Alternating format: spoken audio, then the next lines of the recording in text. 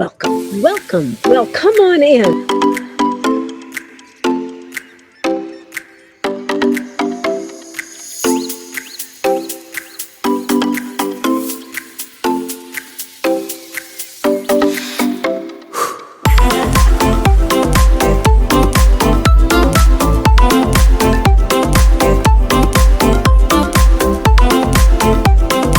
My name is Gurutej, for those of you that don't know me, and I love teaching.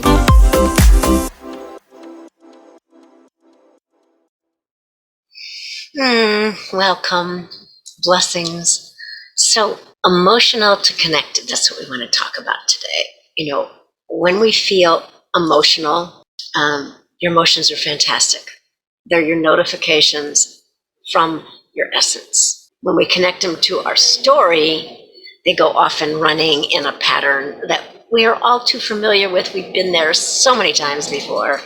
It's the same reaction, right? It's not like all of a sudden you feel really frustrated and you have a new bright reaction that's really, empowering and revealing. No, it's the same. It doesn't matter if yours is anger or yours is jealousy or your main emotion is grief or your main emotion is,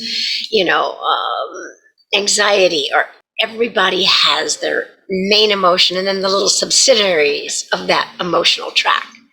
And we built this up through our responses to events that have happened this lifetime and who knows, how long.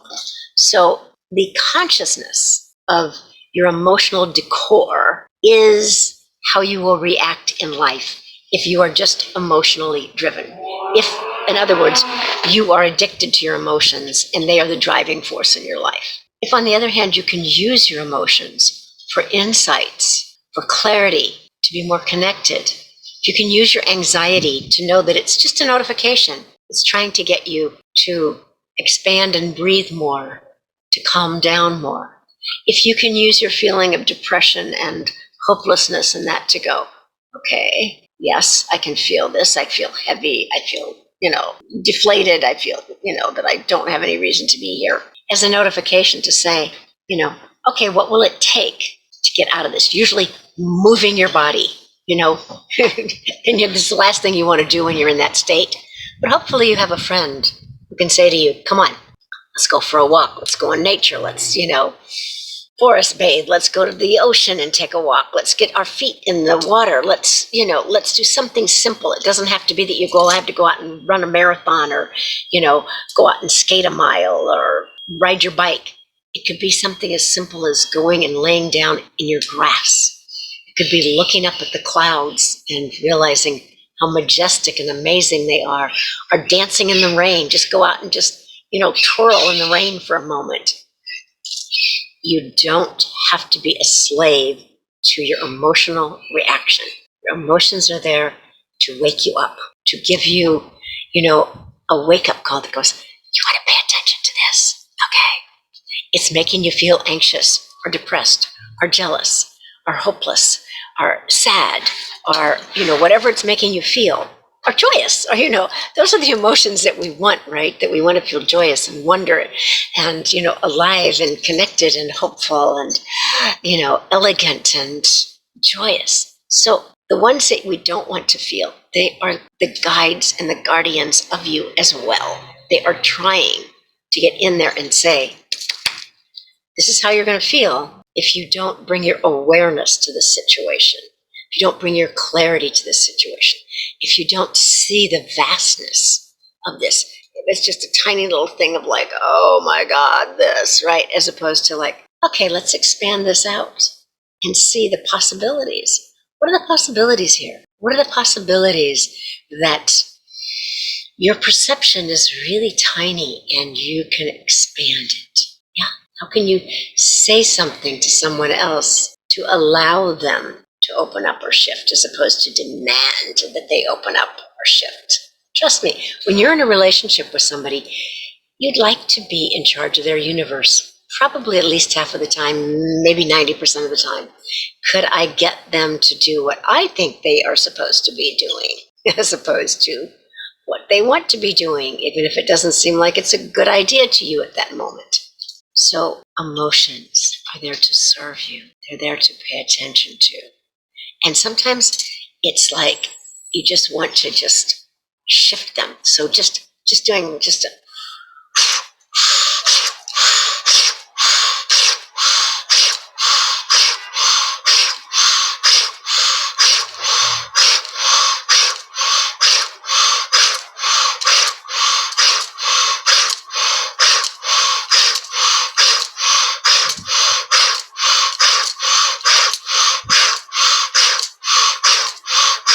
inhale and exhale, hands over your heart. Just do something that can change that energetic state. Go get in a shower, wash your hair, go do something. Cold water, fantastic for changing your state of mind. Take a cold shower, dip in a cold pool. It's really, really good for your nervous system. It's also good for shape shifting your emotional state. And if you get the moon centers, you're going to be getting a ton of these things. And they're so good. They're great.